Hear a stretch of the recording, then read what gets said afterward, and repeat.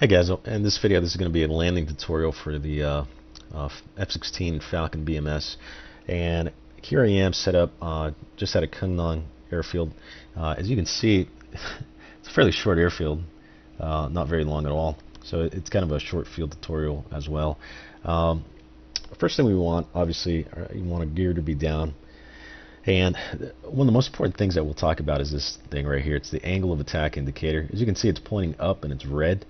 That means that we're fast. You'll hear people say fly the donut, and there'll be a green circle right here if you're flying on speed. Okay, that means that's basically telling you for this weight, the specific weight, that the proper angle of attack, or excuse me, the proper airspeed that you need to fly at to give you the proper landing angle of attack, which I think is 11 degrees up in the F-16, is this 11 to 14, that is. You can see here the range. So right now we're about 10 degrees angle of attack, and we want to be kind of in this green arc right here.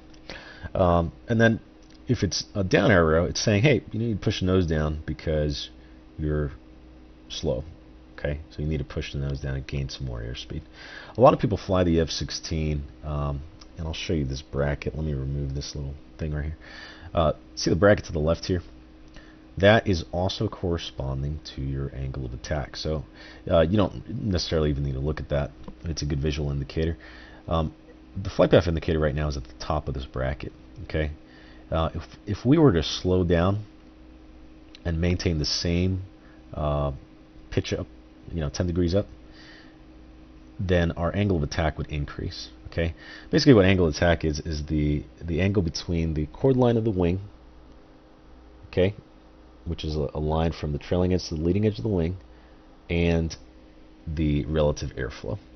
Okay, so even though my nose is pointed up, that means my wings are pointed up slightly. The aircraft's actually heading down. So the difference between my flight path indicator and the angle of the nose roughly is your angle of attack. Okay. Anyway, note about the runway. This is a VOSI system, and it's a landing indicator. 2 white and 2 green mean that you're on glide slope. Okay, if you have 3 red, that means danger, you're getting closer to the ground. If you have 4 red, that means you're too low. If there's 4 white, that means you are really high. So that's pretty self-explanatory. All right, so we'll continue the approach, and just one quick note here. You can see the gun cross, which is this thing right here. It's pointed to the left. There's a slight crosswind coming from the left, pushing our aircraft to the right. So the flight path indicator is where your aircraft is going. So the goal is, it's okay, perfectly okay to fly the F-16 at the top of this AOA bracket, because it just bleeds off airspeed a lot when you start the flare. Okay, an F-18 we'd fly it right in the middle, all the way down to the deck. But in this aircraft, it's okay to hover up here. Because this is a short field, however, I do want to be at the center. Okay, and I'll demonstrate that. Okay, so I'll unpause it, and I will go ahead and pitch up and bring the throttle back. Okay, so if I pitch up and bring the throttle back, that gets me on the bracket. Okay, so now all I'm using is the throttle to control my descent rate. Okay, my nose is staying in the same spot. I'm just using my throttle to control my descent rate. Okay, so as we get closer here, you can see I have a donut, and I'm going to start flaring. Don't idle the power just yet. Now I can idle the power. Okay, and because of that crosswind, it's kind of pushing us a little bit. I'm using a little bit of left aileron, and I want to go brakes, heavy braking, because this is a short field. Okay. Normally, if you're landing at a longer airfield, you can just aerodynamically brake, and the way you do that is you just hold about, roughly about 10 to 14. I don't really like to go 14, but 10 degrees up. You just keep holding back pressure, and the aircraft does that nice traditional wheelie, and it will air brake, and then usually around 100 knots is when I start applying brakes.